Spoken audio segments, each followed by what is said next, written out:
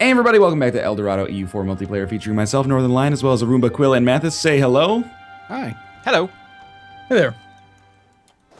Don't get your hopes up about any 27-minute long videos this time. Losers. We're bringing you the requisite 20, no more, no less. We get paid by the hour here. By the We minute, do? right? By the No, minute. you don't? I don't get a paycheck. What? I'm confused. You gotta I get $3 an renegotiate. hour, and then I get a 10% cut whenever anybody uses my name in a YouTube comment. Or hashtags you. Yeah, every time hashtag Northern Lion gets used, I get 15 cents That'd be amazing. for my brand manager. Yeah, if that deal was real, it would probably not be real pretty soon.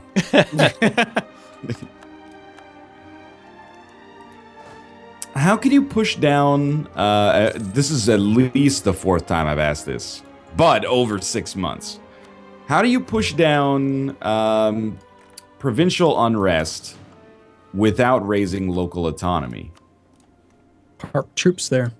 Yep. Park troops there. All right, Up that's to a 20 great of them can contribute a total of -5 unrest, but only if you're at 100% maintenance. Otherwise, like, you know, it gets decreased by the appropriate amount based on your maintenance. Perfect. That's very helpful. Yeah, it's pretty reliable. And then you just, I guess, wait for local autonomy to go down? Well, the Or nationalism not local autonomy, and sorry. things go away over time. Yeah, Yeah. that's what I mean.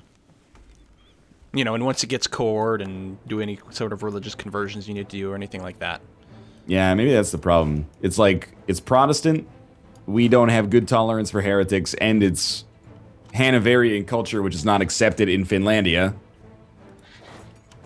So they're like, why'd you even conquer us? Some of my rebels marched into a neighboring country. Thank you. Classic. Classic Mathis. Works. I don't know about you guys, but now it seems to me like the AI rebels are a little smarter about that, and they'll like transit through another country, but rarely do I get the pop-up that's like, rebels have entered from blah blah, and they're actually like doing something in my land. They're just hanging out or they're in transit to somewhere else. I don't usually see that. It seems to me like the AI rebels really need a lot of work. Like, you'll get the guys who need to seize your capital, for instance. What are those ones called? The pretenders? Okay, Right. yeah.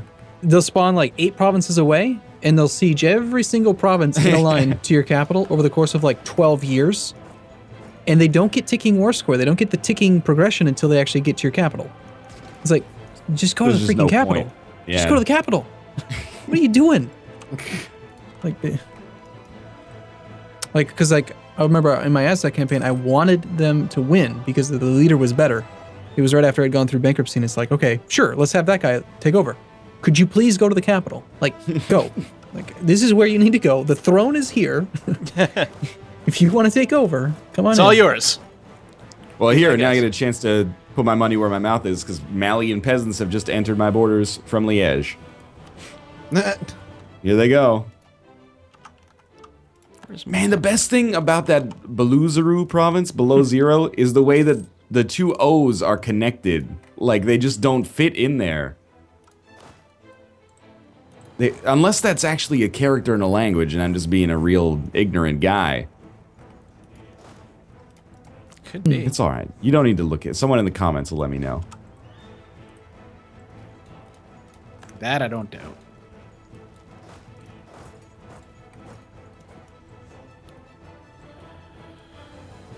Look, I'm relying on you guys to carry a lot of this conversation for the Sorry. next 10 years of my Regency Council. Moving some troops. Fighting some dudes in a war that doesn't actually affect me in any way. But, you know, had to honor the call.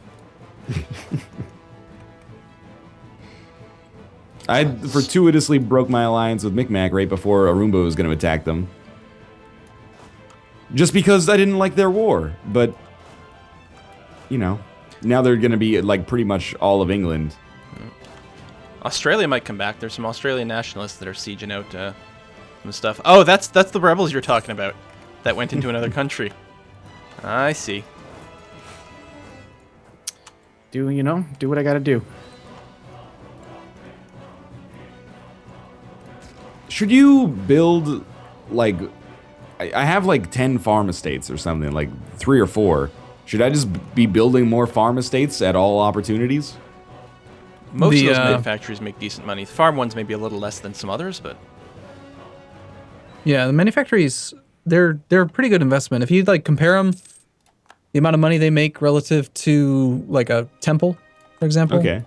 A temple's 50 ducats, and an estate's 500 usually. So you pay 10 times as much, and they only give you like on grain, they'll only give you like 2 increased production, but that also affects trade. So it's like 4 ducats a month for a $500 investment. Okay. And it doesn't cost you points. So, I mean, but that would take like 125 years to break even. Right? 500 divided by 4. But like a temple is 1 ducat straight taxation, and that takes like 50 years to break even. So temples are kind of better, but they cost more monarch points.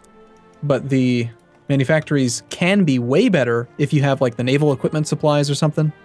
Okay. And then you're looking at like 6, 7, 8 increased production. All right. Thank you. Oh, Serbia. I'm not going to let you out that easy. bust the walls. Let's see. You'll give me this, and this, and this.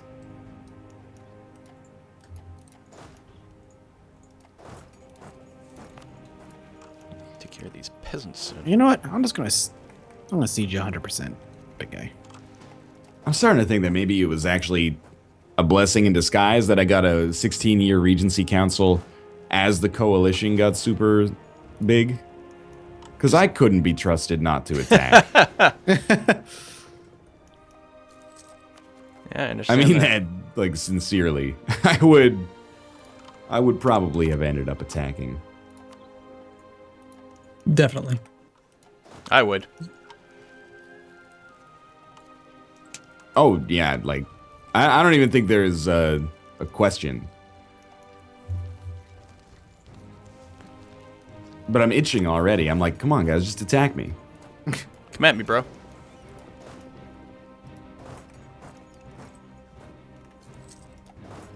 Stop. Oh, I used the freaking harsh treatment at the same time that the rebellion fired.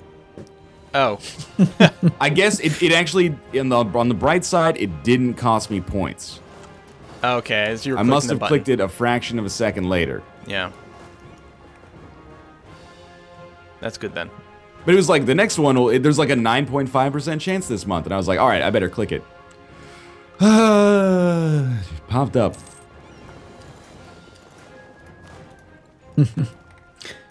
I don't use harsh treatment too often anymore. I liked it when they first made that change and it was possible to be like less than 50 points. I used it a ton because I'd move my armies around, I'd get them there, get the percentage really low, and then harsh treatment. Mm-hmm. But then they made it so there's a minimum cost, and it's like, well, I'm not gonna pay 50 monarch points. Sell that. Screw that. No way. Yeah, I think minimum is like 30. No, you could get it down to 0. You could lower it to 0 to harsh treatment, really? yeah. When they first made the change to unrest, and then they had to put in the minimum and the cap. They made it 50 to 200. Right, because the cost reduces if you have troops there. Well, it reduces based on the actual chance of rebellion. Ah. By putting your troops there, you could lower the chance, get it really, really low, Right. and then harsh treatment, and then move the troops elsewhere. And you could just kind of stall rebellions that way. Kind of nice. All right, Serbia. I think I can sneak out some things from you. What do we want? Yeah, I need to like hatch a plot to kill my advisors. Not my advisors, the advisor candidates. They're all in their 30s, but expensive. The cost is based on their age. Oh, you mean they're Really? like level 2? You mean they're level 2s and 3s? Yeah, sorry, they're level 2s and 3s. Okay. Yeah, but if you have 2 advisors who are the same level, and one's older, then he'll be less expensive than the one that's younger. Today I learned. Interesting, yeah. I didn't know that. Yeah. You can see it. I mean, just look at, I don't know. I'm gonna check Okay, mine real well, quick. you know, could and will are two different things, Arumba. Okay, I'm not gonna argue with you about that. I mean, I I've noticed appreciate that there's it, like a little bit of variety in cost, but I just assumed maybe some of the different types cost differently. Like, I never picked up on the pattern. It's a good thing we have you. Mm-hmm. Yeah. I've been saying that for years. Mathis scoffs. What? What is this nonsense? He doesn't need you now that he's got Serbia sieged. It's true.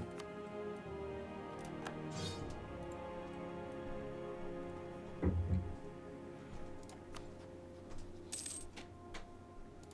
don't know if I need piety right now. I don't want to lose prestige. Boom.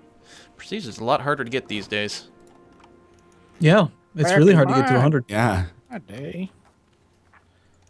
The quality of your generals is weighted based on your army tradition. Mm-hmm.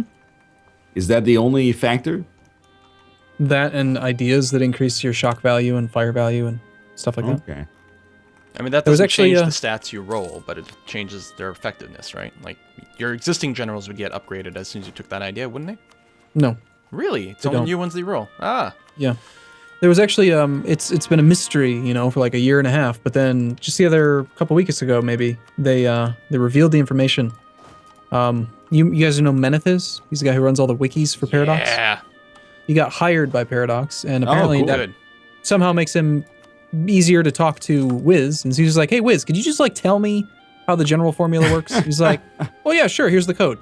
And just showed it. And he's like, "Oh wow, there's like this really extensive thing." Basically, long story short, there are breakpoints in the number of value like points you get assigned, and you want to be at There's like sweet spots, yeah.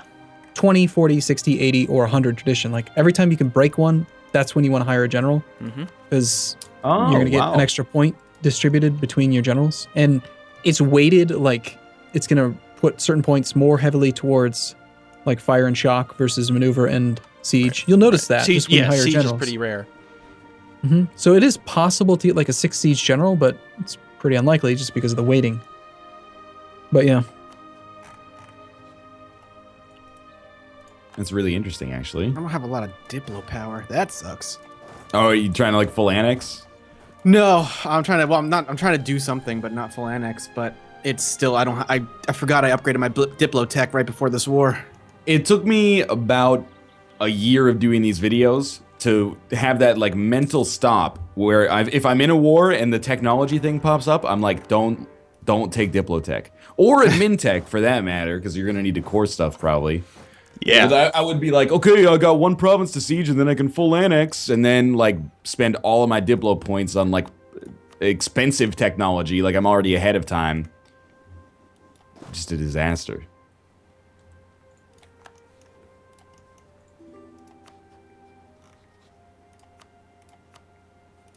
Castile wants military access. I don't even remember where they are in the world. They're like tiny somewhere though. Yeah, I don't remember either. What's going on up here?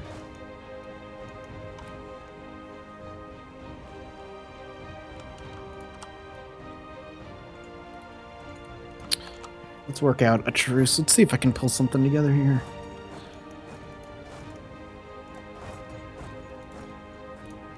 Give that to them.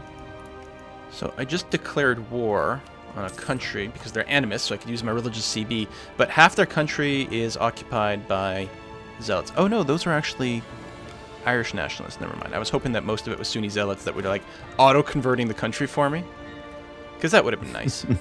Okay. War over. I took a couple. I took like 3 pieces land from them and money and other things. It's good enough. Sounds alright.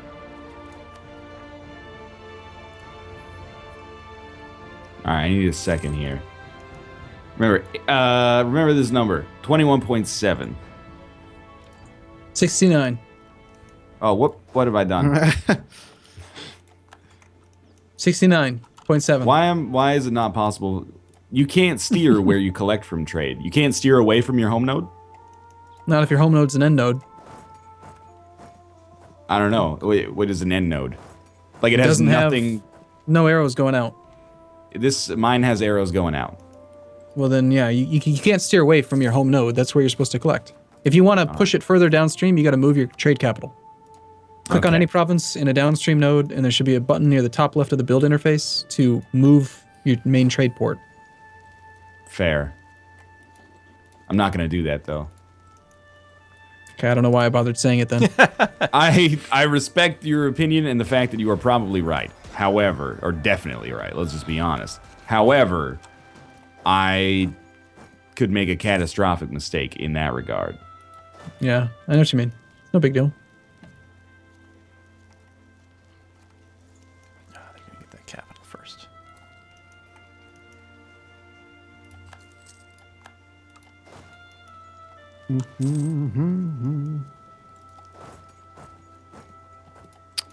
I'm happy with that. It worked out decently. I made Ashanti a little bit bigger, but I made them happier in turn.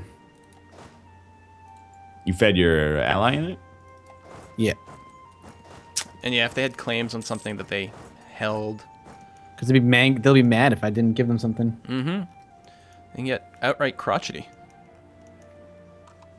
Cantankerous. I really like cantankerous. Yeah. It is a good word.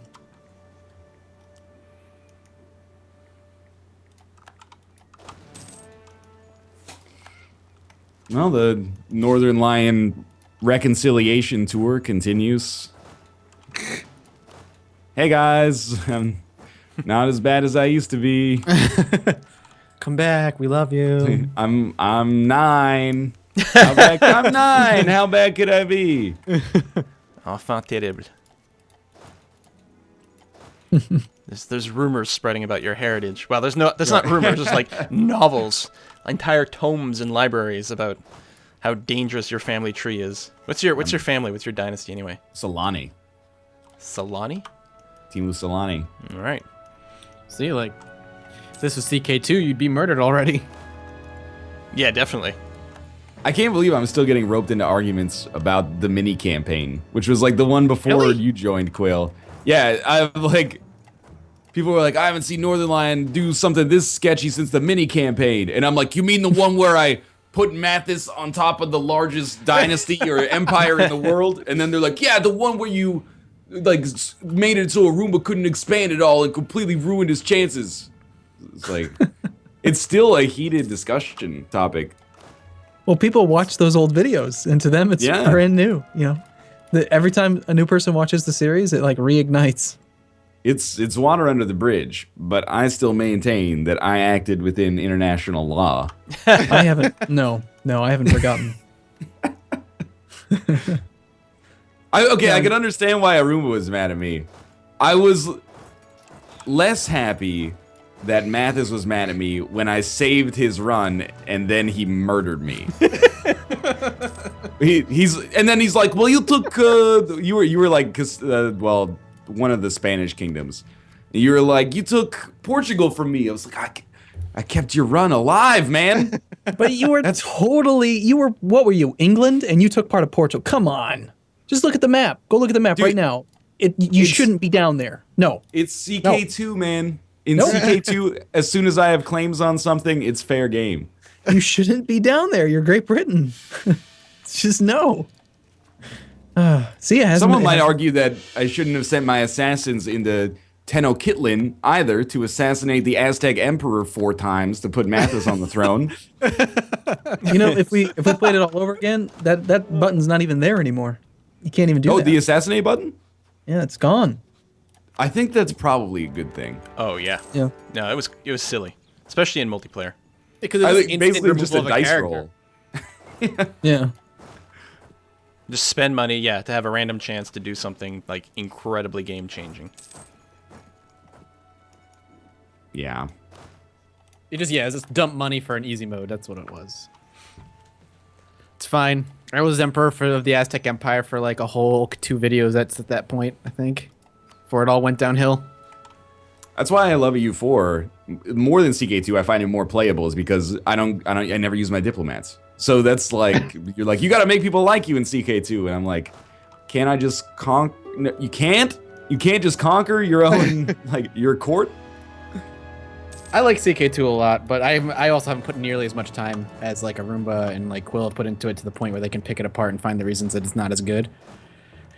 CK2? I just like I I just like it put that because there's a lot much more like the Personality RPG driven. aspect. Yeah, Yeah. it's a lot more personally. There's a lot There's more more fun emerging stories that come gameplay. out of it. Yep, that's why I like it.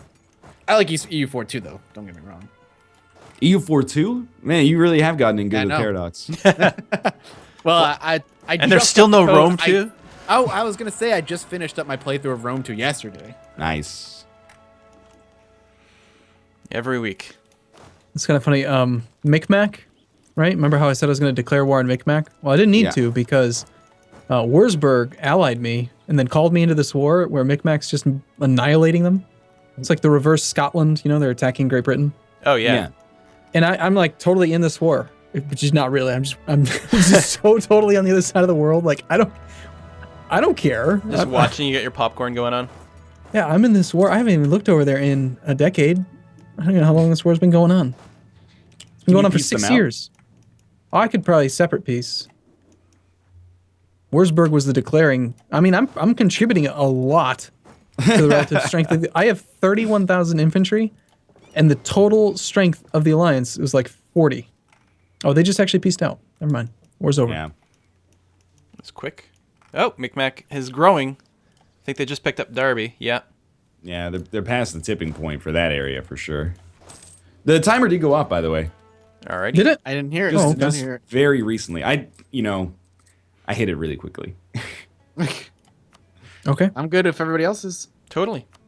Yep, All right, here we well, go. thanks for watching. Hope you guys enjoyed the episode. If you did, click the like button. Helps out a great deal. And, of course, subscribe if you want to see more in the future. And see if you can find that multi-sync view sync link on Arumba's subreddit. For now, we'll be back tomorrow with another episode. See ya then. Bye. Bye-bye. See you soon.